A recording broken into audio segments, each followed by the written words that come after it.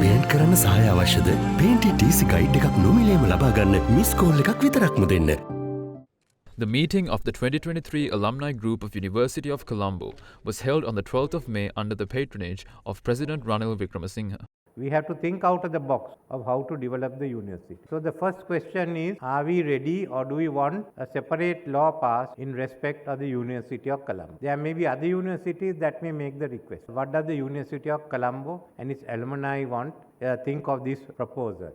Secondly is the question of land. I am told that there isn't sufficient accommodation in the Colombo present Reed Avenue campus. I still think there are a few buildings towards Bullers Road that still can be abolished and you can put a 4 or a 5-story building. And more than that, the decision has been to go to Homagama, to Diyagama. I don't see the need why we should go to Diyagama. That is closer to the University of Sri Jayawardhanapura. And there is a proposal that to start the University of Sitawaka there. I am prepared to ensure that we can get some land in Colombo. It may not be 5-6 acres, but an acre and a half would be sufficient if you put a 10 or a 15-story building. Where we have to save land and we have to go up. I think that to me is the most important one, and then the swimming pool. The swimming pool is something I promised earlier. We have to look at space, and I think it should be in Colombo. Sure, the UDA will be able to find an acre and a half for another building for another site. After all, you have got one section down Kinsey Road and another one down Thurston Road.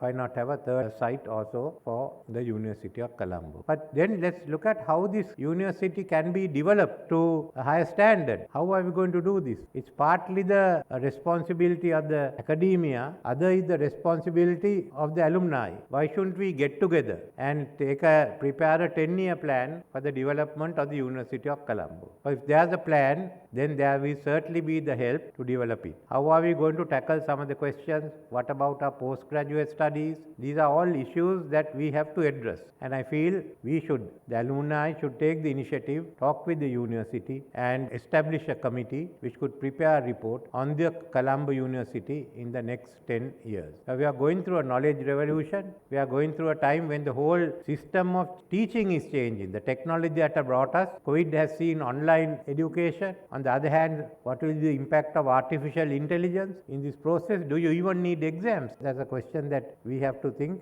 and we have to find the answer. So I would suggest that the alumni association should do this. And then the last one is to strengthen the alumni association. We have, I think, must be having over 10,000 members. Why don't we get all of them in? Many of them are serving in different capacities. I meet them. I think we should, the alumni association should be certainly expand and get more members. Now, if you are willing to do this or you come up with a good alternate suggestion, certainly I will ensure that the government is willing to help. But it's a journey. Are you all willing to take? Are you all willing to go down this road? If we are willing to help, because at the moment we have to innovate in education, especially in regard to our university and how we are going ahead.